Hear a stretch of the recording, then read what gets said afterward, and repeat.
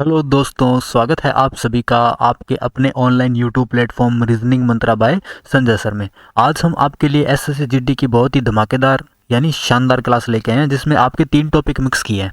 Number 1 syllogism, मैंने syllogism वाले topic के अच्छे क्वेश्चन यहाँ डाले हैं। उसके बाद में ब्लड रिलेशन के भी अच्छे क्वेश्चन आपको इस क्लास में मिलेंगे और नंबर सीरीज के भी बहुत अच्छे तरह के क्वेश्चन आपको मिलेंगे।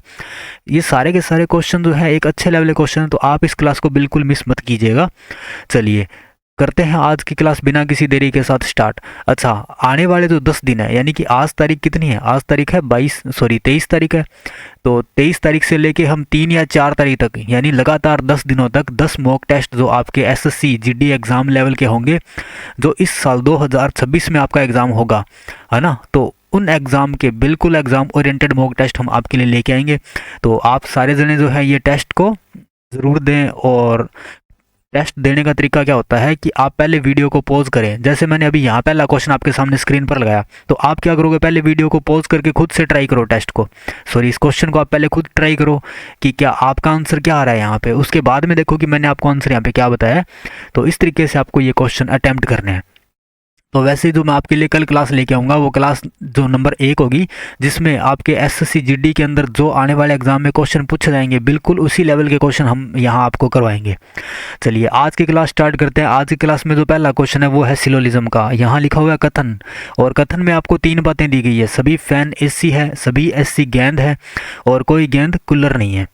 तो यहाँ पे सबसे पहले कथन को पढ़ के आप क्या करोगे, एक डायग्राम बनाओगे। यहाँ का है जी सभी फैन एसी है, तो ये सारे के सारे जो फैन है वो क्या है, एसी। फिर अगले लाइन में कहता है जी सभी एसी गेंद है, यानी सारे के सारे एसी क्या है, गेंदों के अंदर आएंगे जी, ये लो। उसके बाद में कह रहा है कोई गेंद कूलर नहीं है, यानी गेंद और कूलर का कोई रिलेशन नहीं होगा, तो इनके बीच में कोई रिलेशन नहीं है। अब बात करते हैं निष्कर्ष। पहला निष्कर्ष कह रहा है कुछ एसी कूलर हो सकते हैं। अच्छा, ये कह रहा है जी कुछ एसी कूलर हो सकते हैं क्या? जब गेंद का रिलेशन कूलर के साथ में नहीं है, तो गेंद के अंदर आने वाले लोगों का रिलेशन भी कूलर के साथ में नहीं होगा। तो ये कह रहा है जी कुछ एसी कूलर हो सकते हैं, तो ये वाली बात क्या होगी, गलत। क्योंकि बाहर वाले का रिलेशन जब बाहर वाले के साथ नहीं है, तो अंदर वालों का रिलेशन भी बाहर वाले के साथ में नहीं होगा। अगला निष्कर्ष कह रहा है कुछ कूलर फैन नहीं है। अच्छा, कुछ कूलर फैन नहीं है, ये वाली बात इसकी बिल्कुल क्या है, सही। क्योंकि कोई भी कूलर फैन नहीं है, तो कुछ कूलर तो ऑटोमेटिक फैन नहीं होंगे, ये वाली बात क्या है, सही। यानी केवल निष्कर्ष 2 पालन करता है। अगला क्वेश्चन है सभी एफ वाई है, यानी कि सारे के सारे जो एफ है वो किसके अंदर अंदर आएंगे, वाई के अंदर। फिर कह रहा है कुछ वाई बी है, तो इनमें से कुछ वाई क्या है, बी। और कुछ बी एम है, तो कुछ बी क्या है, एम। ये लो जी डायग्राम ऐसे बन गया। अब निष्कर्ष पहला कह रहा है जी कुछ वाई एफ हो सकते हैं। कुछ वाई एफ तो ऑलरेडी है, तो ये हो सकते हैं वाली बात तो यहाँ पे गलत होगी, क्योंकि ये तो पहले से ही है। ये कह रहा है कुछ वाई एफ हो सकते हैं, तो हो नहीं सकते जी, ये तो है, ये क्या हो गया फिर, गलत। ये कह रहा है कुछ वाई बी नहीं है। अच्छा, कुछ वाई बी नहीं है, यहाँ देखो कुछ वाई बी है, और यहाँ कह रहा है कुछ वाई बी नहीं है। देखो ये वाले कुछ वाई जो है ना वो क्या है, बी। लेकिन ये जो बी है वो वाई नहीं है, तो यानी ये वाली बात इसकी क्या है, सही, कि कुछ वाई तो बी है और कुछ वाई बी नहीं है। यानी ऑप्शन नंबर डी हमारा क्या होगा, राइट आंसर। अगला क्वेश्चन, कुछ के ओ है। कुछ के क्या है, ओ। फिर कह रहा है सभी ओ एक्स है, यानी सारे के सारे ओ क्या होंगे, एक्स। उसके बाद में कह रहा है कोई एक्स सी नहीं है। अच्छा, एक्स का रिलेशन किसके साथ में नहीं है, सी के साथ, तो ओ का भी किसके साथ नहीं होगा, सी के साथ। और ये वाले जो के है ना, इनका रिलेशन भी किसके साथ नहीं होगा, सी के साथ में। अच्छा, निष्कर्ष में क्या कह रहा है, ये कह रहा है कुछ ओ के सी होने की संभावना है। नहीं है जी, क्योंकि एक्स का रिलेशन सी के साथ नहीं है, तो इसके अंदर आने वाले का रिलेशन भी सी के साथ में नहीं होगा, तो ये क्या हो गया, गलत। फिर कह रहा है कुछ आर सी नहीं है। कुछ आर सी नहीं है, यहाँ के है जी, कुछ के सी नहीं है। अच्छा, कुछ के सी नहीं है। अच्छा, ये देखो ये वाले जो के है ना, जो एक्स के साथ में जिनका रिलेशन है उनका सी के साथ रिलेशन नहीं होगा। ये कह रहा है कुछ के सी नहीं है, तो ये वाली बात क्या होगी, बिल्कुल सही, क्योंकि कुछ के जो है वो सी नहीं है। यानी ऑप्शन नंबर क्या होगा, डी, केवल निष्कर्ष 2 पालन करता है। यहाँ के लिखा हुआ है जी, आर नहीं है, के है, ठीक है। अगला क्वेश्चन, कह रहा है सभी जे के है, यानी सारे के सारे जो जे है वो किस में आएंगे, के अंदर। फिर कह रहा है सभी के डी है, तो सारे के सारे जो के है वो किस में आएंगे, डी के अंदर। फिर कहता है सभी डी ई है, यानी सारे के सारे जो डी है वो किस में आएंगे, ई में। ये अपना बन गया डायग्राम। अब निष्कर्ष देखते हैं क्या कह रहा है। ये कह रहा है कुछ जे ई हो सकते हैं। अच्छा, कुछ जे ई हो सकते हैं क्या, यहाँ पे तो सारे के सारे जे ही ई है, तो हो सकते हैं वाली बात यानी पॉसिबिलिटी वाली बात यहाँ पे क्या होगी, गलत। क्योंकि जब ऑलरेडी सारे के सारे जे ई के अंदर है तो कुछ वाली बात तो गलत होगी। क्यों, क्योंकि यहाँ कह रहा है जी हो सकते हैं, मतलब संभावना बता रहा है ये, यहाँ संभावना नहीं है, ये तो एक डेफिनेट बात है ना। सारे के सारे जे क्या है, ई, तो ये क्या हो गया, गलत। फिर कह रहा है कुछ ई के है। अच्छा, जब बाहर से अंदर जाएंगे तो कुछ वर्ड सही होता है। ये कह रहा है कुछ ई क्या है, के, तो ये क्या हो गया, सही। अगर यूं कहता जी सभी ई के है तो क्या होता, गलत। तो यहाँ पे आंसर क्या आएगा, ऑप्शन नंबर डी, केवल निष्कर्ष 2 पालन करता है। अगला क्वेश्चन, कथन कह रहा है कुछ डब्ल्यू एन है। अच्छा, कुछ डब्ल्यू क्या है, एन, ये लो भाई, कुछ डब्ल्यू क्या है, एन। फिर कह रहा है कुछ के एन है, तो कुछ के क्या है, एन। फिर कहता है जी कुछ के एच है, यानी कुछ के क्या हो गए, एच। अब निष्कर्ष पहला कह रहा है जी कुछ डब्ल्यू के हो सकते हैं, संभावना की बात कर रहा है, हो सकते हैं, बताना है अपने को हो सकते हैं कि नहीं हो सकते। अच्छा, कुछ डब्ल्यू के हो सकते हैं क्या, बिल्कुल हो सकते हैं। अगर मैं इस के वाले डायग्राम को ऐसे बनाता तब भी मेरा क्या होता, ये डायग्राम सही होता। तो ये क्या कह रहा है, कुछ डब्ल्यू के हो सकते हैं, बिल्कुल हो सकते हैं। ये कह रहा है सभी एच का एन होने की संभावना है, सारे के सारे एच जो है वो एन के अंदर आ जाए, क्या ये ऐसी भी संभावना है क्या, ये भी बिल्कुल है जी। क्योंकि कुछ के क्या है, एच। अगर मैं इस डायग्राम को हल्का सा यूं ले लूँ तो तभी भी क्या होंगे, कुछ के ही एच होंगे। और सारे के सारे एच एन के अंदर आ सकते हैं, बिल्कुल आ सकते हैं। तो ये भी क्या हो गया, बिल्कुल सही। यानी निष्कर्ष 1 और 2 दोनों पालन करते हैं। अगला क्वेश्चन, सभी पी टी है, यानी सारे के सारे पी जो है वो किस में आएंगे, टी में आएंगे। फिर कह रहे हैं सभी एस पी है। अच्छा, सभी एस क्या है, यानी सारे के सारे एस किसके अंदर आएंगे, पी के अंदर। और ये लाइन दोबारा पढ़ो, सभी पी टी है तो सारे के सारे पी जो है वो किस में आएंगे, टी में। अगला लाइन कहता है जी कोई पी सी नहीं है। अच्छा, रिलेशन किसका मना किया है, पी का रिलेशन मना किया है सी के साथ में, यानी कोई पी सी नहीं है। अच्छा, कुछ सी टी हो सकते हैं। अगर ऐसा क्वेश्चन आए कि कुछ टी सी है तो ये वाली बात हो सकती है, ठीक है। यहाँ कह रहा है कुछ टी सी नहीं है।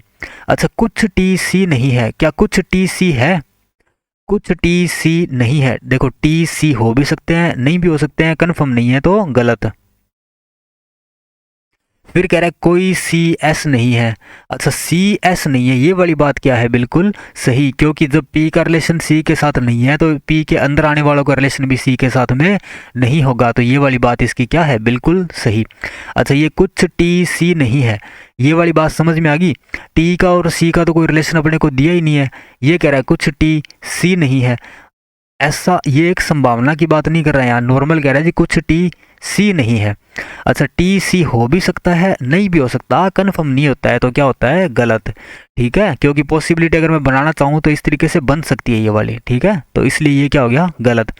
यानी केवल निष्कर्ष 2 पालन करता है।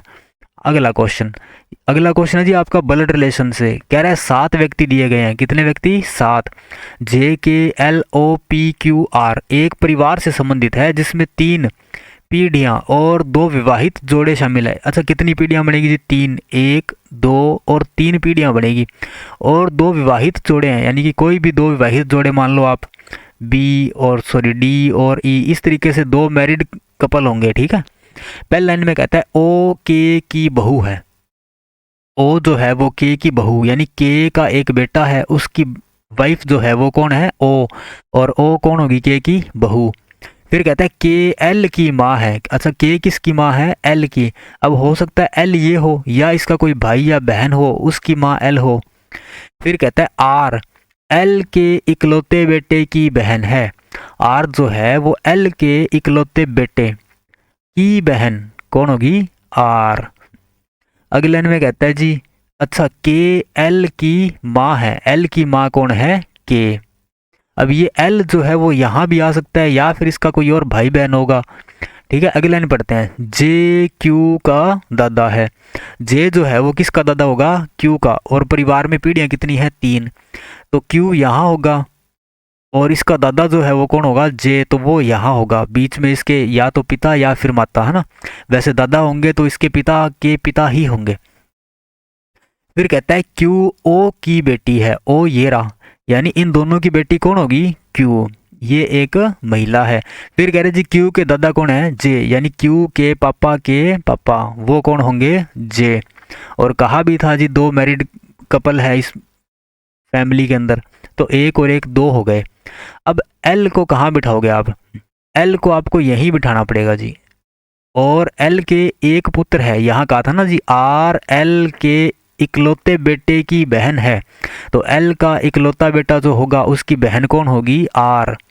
अब ये इकलौता बेटा कौन है? कौन सा रह गया? देखो जे आ गया, के एल ओ पी रह गया जी, तो यहाँ पे कौन आएगा? पी।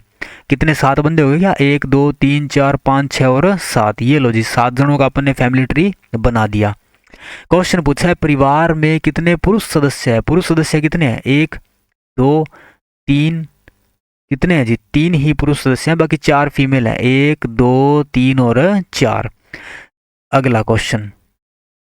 अगला क्वेश्चन है एक परिवार में 6 सदस्य हैं। अच्छा, मैंने पिछले क्वेश्चन में यहाँ बॉक्स का यूज़ किया था और गोल सर्किल का। आपको मैंने पहले भी बताया था कि बॉक्स का यूज़ करता हूँ मैं मेल कैंडिडेट के लिए और गोल सर्किल का यूज़ करता हूँ मैं फीमेल कैंडिडेट के लिए। जिस दिन ब्लड डोनेशन टॉपिक आपको करवाया था उसके अंदर मैंने ये वाली बातें बता दी थी। चलो दोबारा फिर देखो भाई, मेल के लिए यूज़ करोगे आप डब्बे का, कुछ प्लस का यूज़ करते हैं, और फीमेल के लिए आप यूज़ करते हो गोल सर्किल का या फिर कुछ यूज़ करते हैं माइनस का। तो जो आपको अच्छा लगे आप उसका यूज़ कर सकते हो, ठीक है। लेकिन मैं यूज़ करता हूँ जी बॉक्स का और गोल सर्किल का। यहाँ कह रहा है जी एक परिवार में 6 सदस्य हैं, MNOPQR। परिवार में 2 पिता, यानी कि 2 कौन है? पिता, और 3 कौन है? भाई, और 1 है माता। ये इतने सदस्य है जी परिवार के अंदर। अब इनका आपको फैमिली ट्री बनाना है। पहली लाइन में कहता है OR की बहन है। अच्छा, आर की बहन कौन है? ओ, यानी ओ एक महिला है। अच्छा, आर और ओ के बारे में कोई यहाँ कॉमन दे रखा है? देखो ये कह रहा है आर का ग्रैंडफादर है। कौन है आर का ग्रैंडफादर? ग्रैंडफादर मतलब आर के दादा। ये कह रहा है पी एम का पिता है। पी जो है वो किसका पिता है? एम का पिता है। और आर का ग्रैंडफादर, और का मतलब होता है पहले वाला व्यक्ति, यानी इन दोनों में पहले वाला व्यक्ति कौन है? पी। तो पी किसका दादा है? आर का, यानी आर के पिता कौन होंगे? पी। तो आर के पिता कौन होंगे? एम, और एम के पिता कौन है? पी। फिर कह रहा है जी एम क्यू का पुत्र नहीं है। अच्छा, एम जो है वो क्यू का पुत्र नहीं है, तो मतलब एम क्या है? पुत्री है। ये लो, एम क्या है? एक पुत्री। एक सेकंड, अपन इसको दोबारा ही बना देते हैं, ठीक है, आप लोगों को डाउट नहीं होगा फिर। एक सेकंड बस। हाँ जी, अब देखो ये दोबारा सुनो क्वेश्चन। ये कह रहा है ओ आर की बहन है। आर की बहन का नाम क्या हो गया? ओ। फिर कहता है एन क्यू के पति का भाई है। अच्छा, क्यू के पति, उनका भाई कौन है? एन। एन एक पुरुष है और क्यू एक महिला है। फिर कहता है पी एम का पिता है। पी किसका पिता है? एम का पिता है। और आर का ग्रैंडफादर, और आर का ग्रैंडफादर मतलब आर इन दोनों का बच्चा होगा, तो उसका ग्रैंडफादर कौन हो जाएगा जी? पी। फिर कहता है एम क्यू का पुत्र नहीं है। एम किसका पुत्र नहीं है? क्यू का पुत्र नहीं है। तो क्यू का पुत्र नहीं है तो एम क्यू जो है वो क्यू का पति तो हो सकता है, यानी एम जो है वो क्यू का पुत्र नहीं है लेकिन क्यू का पति तो हो सकता है। और एम के पिता कौन है? पी, यानी इन दोनों के पिता कौन हो गए? पी। ये वाली लाइन समझ में आ गई सबको? अब देखो क्या रह गया जी, उन सबको भर दो, है ना। इसके अंदर डायग्राम में ये कह रहा है आर ओ की बहन है, सॉरी ओ आर की बहन है। ओ जो है वो किसकी बहन है? आर की। ये लो, ये दोनों बच्चे इनके हैं, एम और क्यू के। तो ये कह रहा था जी परिवार में 2 पिता है। 2 पिता कौन कौन होंगे? एक तो ये रे ओ और आर के पिता, और दूसरे पिता एम और एन के पिता, वो कौन है? पी। 3 भाई है। एम का भाई कौन हो गया? एन, और एन का भाई कौन हो गया? एम। 2 तो ये भाई हो गए, और एक भाई फिर आर को बनाना पड़ेगा ओ का, तो कितने भाई हो गए? 3। और एक माता है, एक माता ये दे रखी क्यू। जो कि एम की पत्नी है और ओ और आर की माता है। तो ये हो गया जी अपना क्वेश्चन सॉल्व। पूछा है क्यू आर से किस प्रकार संबंधित है। क्यू जो है वो आर के क्या लगता है, आर के लगता है जी माता, यानी ऑप्शन नंबर सी हमारे क्वेश्चन में क्या होगा, राइट आंसर। बढ़ते हैं अगले क्वेश्चन की तरफ। अगले क्वेश्चन में कह रहा है एक परिवार में 10 सदस्य के से टी तक है, यानी K L M N O P Q R S T, ये कितने सदस्य हो गए, 10, 5 और 5 10। अब इनका फैमिली ट्री आपको बनाना है। पहले लाइन में कहता है एन एल की पुत्री है। अच्छा, एल की पुत्री कौन है, एन, तो एन एक महिला होगी। जो पी की पत्नी है, जो मतलब होता है बाद वाला व्यक्ति, जो का मतलब होता है सेकंड पर्सन, और का मतलब होता है फर्स्ट पर्सन। तो यहाँ लिखा हुआ है जो, यानी कि इन दोनों में बाद वाला व्यक्ति कौन है, एल। तो पी की पत्नी कौन है, एल है। पी की पत्नी कौन है, एल। ये एक महिला है तो ये एक पुरुष है। फिर कह रहा है जी पी के का भाई है। पी किसका भाई है, के का भाई है। जो आर का पिता है, जो मतलब होता है बाद वाला यानी सेकंड पर्सन, तो इन दोनों में बाद वाला व्यक्ति कौन है, के। जो आर का पिता है, के किसका पिता है, आर का पिता, यानी के एक पुरुष है। फिर कहता है आर एस का भाई है। आर किसका भाई है, एस का भाई है। जो टी का पुत्र है, जो मतलब बाद वाला व्यक्ति कौन है, एस। किसका पुत्र है, टी का पुत्र, तो टी का पुत्र कौन हो जाएगा, एस। ये लो भी, यानी टी कौन है, के की पत्नी। क्यू एम का पुत्र है। क्यू किसका पुत्र है, एम का पुत्र। अब यहाँ क्यू भी नहीं दे रखा और एम भी नहीं दे रखा, तो मैं साइड में लिख देता हूँ जी, एम का पुत्र कौन हो गया, क्यू, जो कि एन के भाई की पत्नी है। अच्छा, एन का भाई कौन होगा और उसकी पत्नी कौन होगी, जो एन के भाई की पत्नी है, यानी एन का एक भाई है और उसकी पत्नी कौन है, एम। क्यू एम का पुत्र है। जो जो मतलब होता है बाद वाला व्यक्ति यानी एम, जो कि एन के भाई की पत्नी है। यहाँ कौन आएगा, एम आएगा। अब एम का पुत्र कौन था, क्यू, यानी इन दोनों का पुत्र कौन हो गया, क्यू। टोटल बंदे कितने हैं, 10। कितने हो गए जी, 4 और 4 8 9 10। यहाँ एक कौन सा रह गया आने वाला, के एल भी हमने बिठा दिया, एम एन ओ, अच्छा ओ आना है तो यहाँ कौन आएगा, ओ आएगा। समझ गए सारे जने। तो एन के भाई की पत्नी कौन होगी, एम, और एन का भाई कौन हो गया, ओ।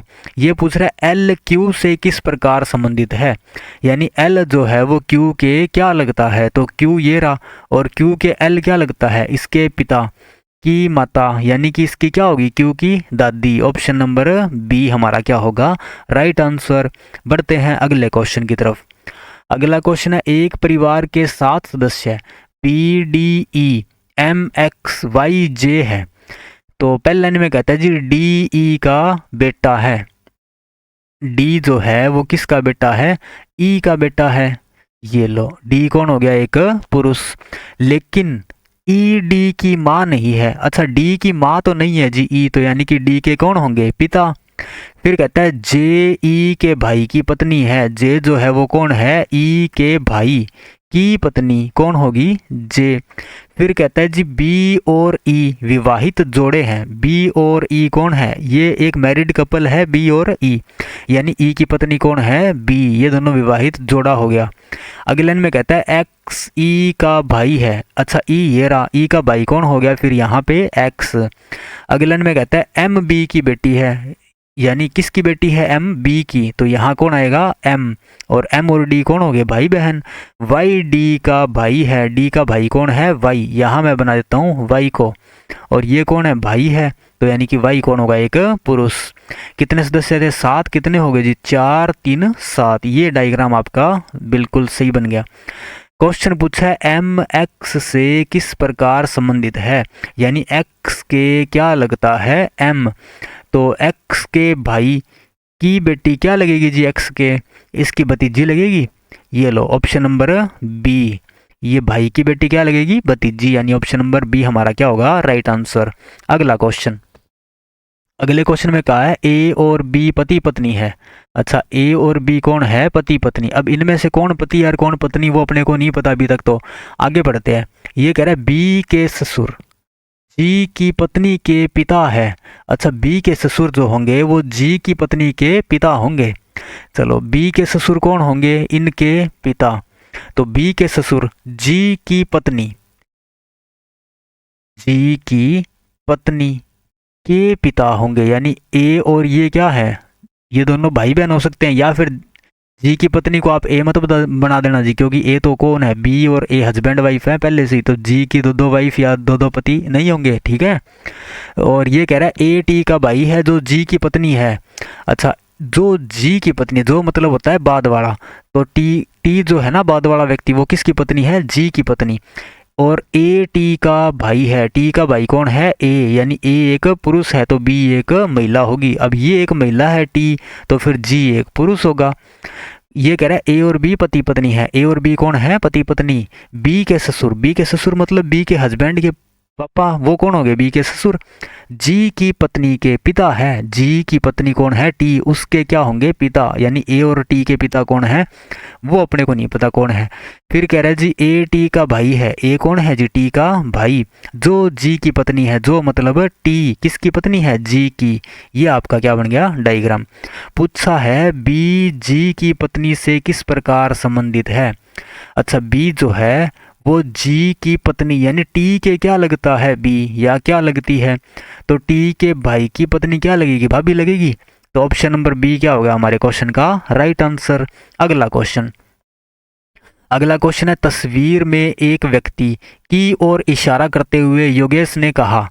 मान लो जी, अब ये कोई एक व्यक्ति है योगेश। अब योगेश ने क्या कहा, हम योगेश की बात सुनते हैं। योगेश ने कहा, अच्छा तस्वीर में एक व्यक्ति, यहाँ एक तस्वीर है, उस तस्वीर में कोई एक व्यक्ति है, उसकी ओर इशारा करते हुए योगेश ने कहा, वह मेरी माँ के भाई के एकमात्र भांजे का इकलौता बेटा है। यानी वह, यानी ये योगेश ने कहा है कि वह मेरी माँ, यानी योगेश की माँ के भाई के भाई के एकमात्र भांजे। एकमात्र भांजे मतलब अब इनकी बहन का बेटा जो होगा वो इनका एकमात्र भांजा ही होगा, तो वो कौन है? योगेश। भांजे का इकलौता बेटा है, यानी ये जो तस्वीर में मौजूद व्यक्ति है ये कौन है? योगेश का बेटा, यानी यहाँ कौन आएगा? योगेश का बेटा। तो ये क्या हो गया जी हमारे क्वेश्चन का डायग्राम। पूछा है योगेश तस्वीर में व्यक्ति से कैसे संबंधित है, यानी ये जो व्यक्ति था जिसको मैंने यहाँ बनाया है, तो वो योगेश तस्वीर में व्यक्ति के क्या लगता है? तो योगेश लगता है जी इसका पापा, यानी ऑप्शन नंबर डी पिता। अगला क्वेश्चन, अगला क्वेश्चन है नंबर सीरीज वाले टॉपिक से। यहाँ कह रहा है जी नीचे दी गई एक प्रश्न श्रृंखला में एक संख्या लुप्त है, लुप्त संख्या ज्ञात कीजिए। क्वेश्चन क्या दिया हुआ है आपको, पढ़ो सारे जने एक बार।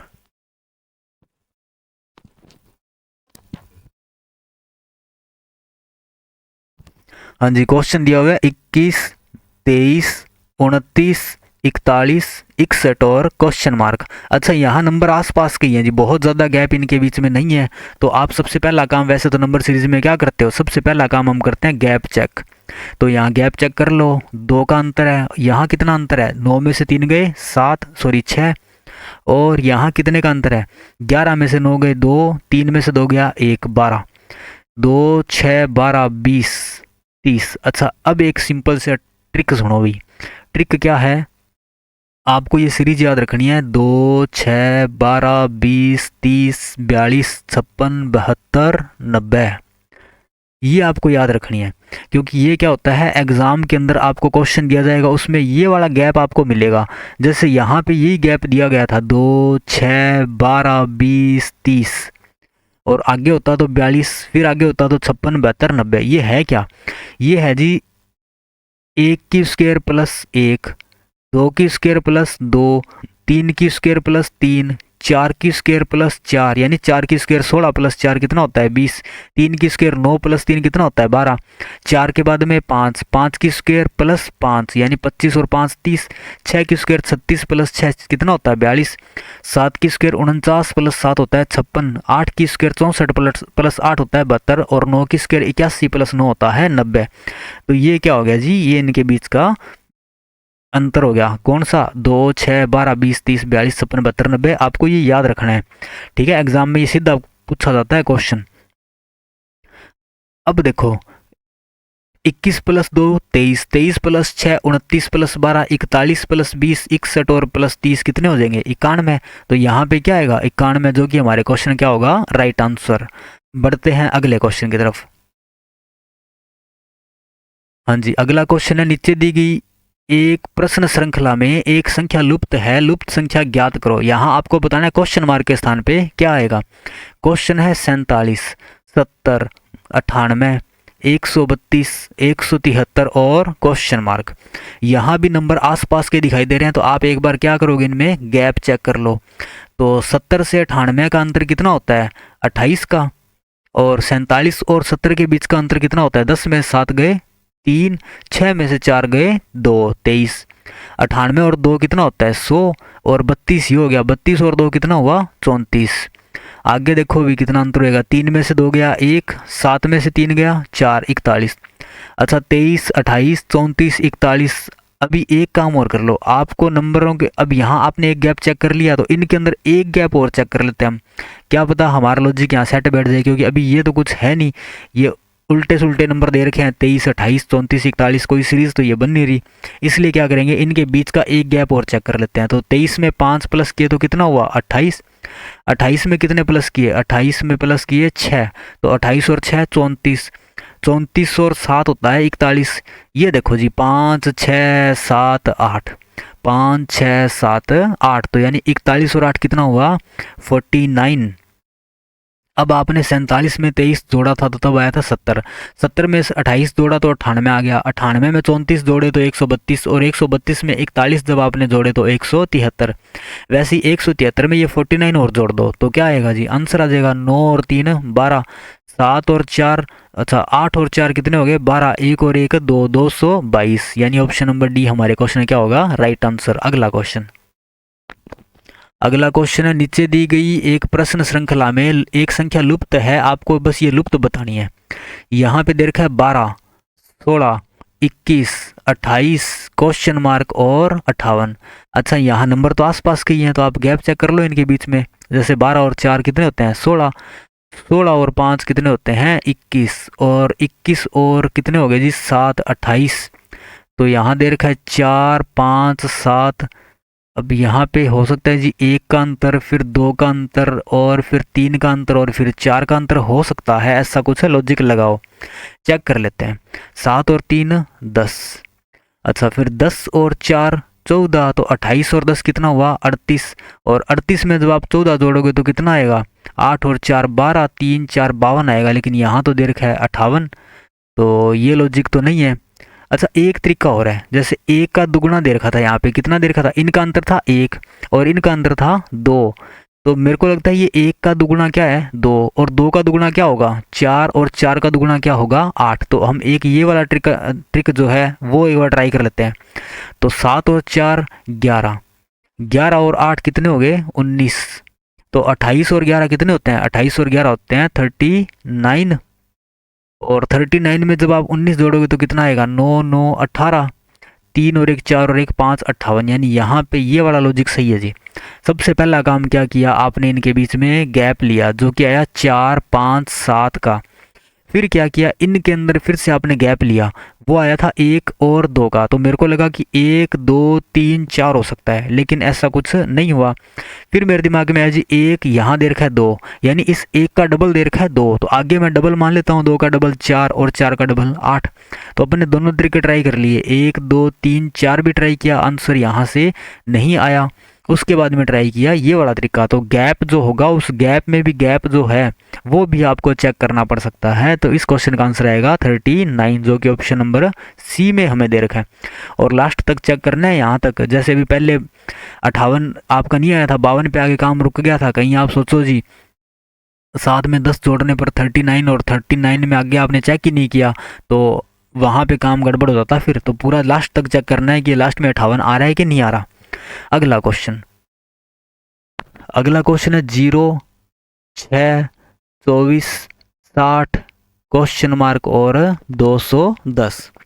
अच्छा यहाँ पे क्या लॉजिक है वो देखो। सबसे पहले अपन क्या करते हैं जी, 0 को गुणा किया किससे 6 से, 6 को गुणा किया 4 से, 24 को किससे गुणा किया, 24 का कितना गुणा 60 होता है, तो 24 दूना 48 और आधा कितना हो गया, 24 का 12, 48 और 12 60, यानी 24 का ढाई गुणा क्या होता है 60। यहाँ कितने गुणा, सॉरी यहाँ कितना अंतर था 2 का, यहाँ अंतर कितने का है 1.5 का, 2 1.5, तो आगे अंतर कितने का होगा 1 का, और फिर लास्ट में अंतर होगा 0.5 का। चेक कर लेते हैं ये वाला, है ना। तो 6 में से 2 कम किए 4, 4 में से 1.5 कम किए 2.5, तो 2.5 में से आप 0.5 कम करोगे, यहाँ भी 0.5 कम किए हैं और यहाँ भी 0.5 कम किए हैं, तो यहाँ क्या आ गया 1। तो अब यहाँ पे क्या आएगा, 2.5 में से जब आप 1 घटाते हो तो क्या आता है 1.5, और 60 का 1.5 गुना कितना होता है, तो 15 छिक्की 90, यानी यहाँ पे क्या आएगा 90। अब 1.5 में से 5 कम 0.5 कम करोगे तो यहाँ बचेगा जी 1। अब 90 का 1 गुणा 210 तो नहीं होता, 90 का 1 गुणा 210 तो नहीं होता, यानी ये लॉजिक यहाँ पे क्या हो गया गलत, यानी इसके अलावा कोई और लॉजिक हमें लगाना पड़ेगा। चलो ट्राई करते हैं दूसरा लॉजिक कोई और। यहाँ देखो जी 0 6 24 60 क्वेश्चन मार्क 210 आपको दिया गया है। अच्छा 0 6 24 60, आपको एक नंबर याद रखना है, वो नंबर होता है जी 3 की क्यूब, 3 की क्यूब होता है 27। ये नंबर बहुत काम का है, बहुत लकी नंबर है जी, आप इसको याद रखोगे 3 की क्यूब 27 को। एग्जाम में जो सीरीज वाले क्वेश्चन बनते हैं उनमें क्या कलाकारी करता है, वो करेगा जी 3 की क्यूब जो होती है ना 27, उसमें या तो +1 करेगा, या करेगा +2, या करेगा +3, या फिर -1 -2 और -3, बस ये नंबर इसके अंदर ये वाली कलाकारियाँ करता है। तो 27 में से जब 1 माइनस करता हूँ तो कितने आते हैं 26, 27 में से 2 माइनस करता हूँ तो कितने आते हैं 25, और 27 में से 3 माइनस करते हैं तो कितना आता है 24, और जब 27 में 1 जोड़ोगे तो 28, और 2 जोड़ोगे तो 29, और 3 जोड़ोगे तो 30। ये नंबर आपको याद कर लेने जी, ये नंबर है 27 के आसपास के नंबर। 24 जो है वो 3 की क्यूब -3 कर रखा है, यानी 3 की क्यूब होती है 27, और 27 में से 3 माइनस किए तो कितना आया 24, यहाँ दे रखा है 24। 6 जो है वो क्या है, वो है जी 3 यहाँ दे रखा, तो यहाँ 2 की क्यूब मान लो, 2 की क्यूब क्या होती है 8, 8 में से 2 माइनस करोगे तो क्या आएगा 6, यानी 3 की क्यूब -3, 2 की क्यूब -2, 1 की क्यूब 1 होती है उसमें से 1 घटाओगे तो क्या आएगा 0, यानी 1 की क्यूब -1, 2 की क्यूब -2, 3 की क्यूब -3, 4 की क्यूब -4, 5 की क्यूब -5 और 6 की क्यूब -6। तो 6 की क्यूब होती है 216, 216 में से जब 6 घटाओगे तो कितना आएगा 210। 4 की क्यूब 64 होती है और 64 में से 4 घटाओगे 60।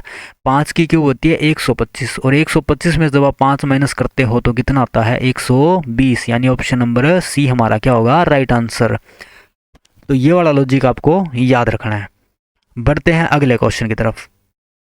अगला क्वेश्चन है 0 4 18 48 क्वेश्चन मार्क 180, 0 4 18 48 क्वेश्चन मार्क और 180। अच्छा यहाँ अंतर तो काफ़ी ज़्यादा हो जाएगा, फिर चलो चेक कर लो कितने का अंतर है 4 का, यहाँ अंतर कितने का है 14 का, और यहाँ पे अंतर कितने का है 30 का।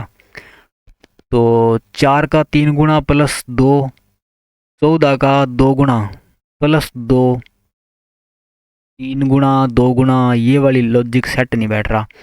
और कुछ ट्राई करते हैं, क्या ये स्क्वायर क्यूब में से है कोई प्लस माइनस, स्क्वायर क्यूब में से प्लस माइनस दिखाई दे रहे हैं आपको ये वाला नंबर, क्या हो सकता है 2 की क्यूब दे रखी हो, 1 की क्यूब -1, 2 की क्यूब माइनस तो नहीं है ये, 2 की क्यूब -4, 3 की क्यूब 27 माइनस फिर 9, अच्छा 3 की क्यूब -9। अच्छा देखो भाई 3 की क्यूब क्या होती है 27, और 3 की स्क्वायर क्या होती है 9। 27 में से जब आप 9 माइनस करते हो तो कितना आता है 18।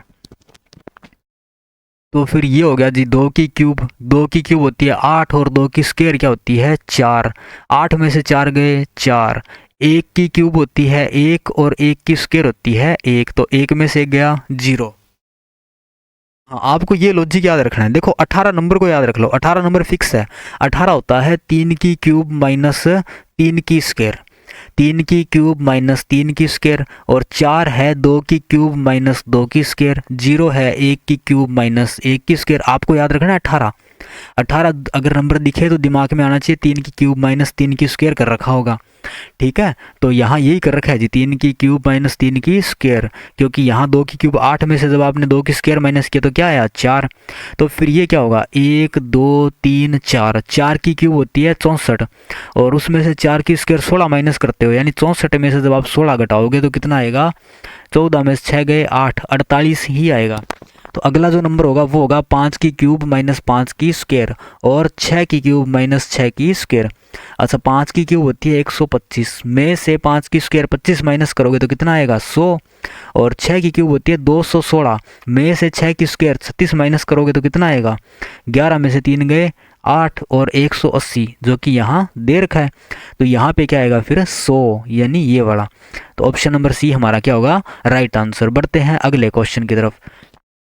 अगला क्वेश्चन है 211, 90, 171, 122, 147, 130 और क्वेश्चन मार्क। 211, 90, 171, 122, 147, 138 और क्वेश्चन मार्क। अच्छा यहाँ नंबर माइनस हो रहा है, यहाँ पे नंबर प्लस हो रहा है, फिर माइनस हो रहा है, फिर नंबर क्या हो रहा है प्लस, फिर नंबर माइनस हो रहा है, तो फिर आगे नंबर क्या होगा प्लस। चलो ये इतनी बात समझ में आ गई सबको। यहाँ गैप देखो इनके बीच का कितने का गैप है, 38 में कितने प्लस करोगे 147 बन जाए, तो 38 में प्लस किए जी 2 और 7 9, यानी यहाँ क्या आया 9। फिर 22 से आप 47 पर जाते हो तो कितना प्लस करते हो, यानी 7 में से जब 2 माइनस किए तो 5, 4 में से 2 माइनस किए तो 2। अब दिमाग में ये 9 और 25 देख के कुछ याद आया कि 9 जो होता है वो 3 की स्क्वायर होती है और 25 होता है 5 की स्क्वायर। चलो देखते हैं क्या पता ये लॉजिक हो। तो 171 में से 122 घटा के देखो यहाँ क्या आना चाहिए, 11 में से 2 गए 9, 7 की जगह क्या रह गया फिर 6, 6 में से 2 गए 4 और 49 क्या होता है 7 की स्क्वायर। 3 5 7 हो सकता है ये विषम संख्या वाली सीरीज हो सकता है ये अभाज्य संख्या वाली भी सीरीज हो सकती है अभी, है ना। तो आगे चेक करते हैं 90 में कितने प्लस कर रहे हो 171 तक जाने में, तो 71 तो पहले वही हो गए और 10 ये हो गए, तो कितने हुए 81। 81 होता है जी 9 की स्क्वायर और ये कितने का अंतर आएगा, ये आएगा 90 प्लस 10 होता है 100 और 111 ये हो गए। 211 की जगह मैंने कितने मान लिए 111 प्लस 10 ये, तो ये कितना हो गया 121। अब ये क्या किया 121 माइनस किया ना, 211 में से 121 घटाने पर कितना आया 90। 121 होता है 11 की स्क्वायर। अच्छा 11 9 7 5 3, तो फिर आगे क्या आएगा 1 की स्क्वायर और 1 की स्क्वायर क्या होती है 1 1 3 5 7 9 11। ये कौन सी सीरीज चल रही है, ये चल रही है विषम संख्या वाली सीरीज, यानी इनके बीच का जो गैप दे रखा है वो एक विषम संख्या वाली सीरीज की स्क्वायर आपको दे रखी है। तो यहाँ 138 में जब 1 प्लस करते हो तो कितना आता है 139, जो कि हमारे क्वेश्चन का right answer option number D हमें दे रखा है। बढ़ते हैं अगले क्वेश्चन की तरफ। अच्छा इतने क्वेश्चन थे जी आज की क्लास में आपके लिए। उम्मीद करता हूँ आप सभी को आज की क्लास बहुत अच्छी लगी होगी। अगर क्लास अच्छी लगी है तो आप लाइक करो और एक प्यारा सा कमेंट करके बताओ कोई कमी अगर लगी हो आपको, और चैनल को सब्सक्राइब ज़रूर करो। उसके बाद में कल हम आपके लिए कल से जो हम 10 दिन तक लगातार आपके लिए क्लासें लेके आएंगे वो आपके SSC GD एग्ज़ाम जो 2026 में भी आपका होने वाला है 9 मार्च से, मान के चलो जी आप 9 मार्च से एग्ज़ाम हो जाएगा, ठीक है स्टार्ट। तो उससे पहले हम 10 मॉक टेस्ट आपके लिए लेके आएंगे, बिल्कुल एग्ज़ाम ओरिएंटेड लेके आएंगे, ठीक है। तो सारे जने बने रहिए क्लासों में और अपने दोस्तों के साथ में भी ये वाली वीडियो शेयर ज़रूर कीजिएगा। धन्यवाद, मिलते हैं कल की क्लास में।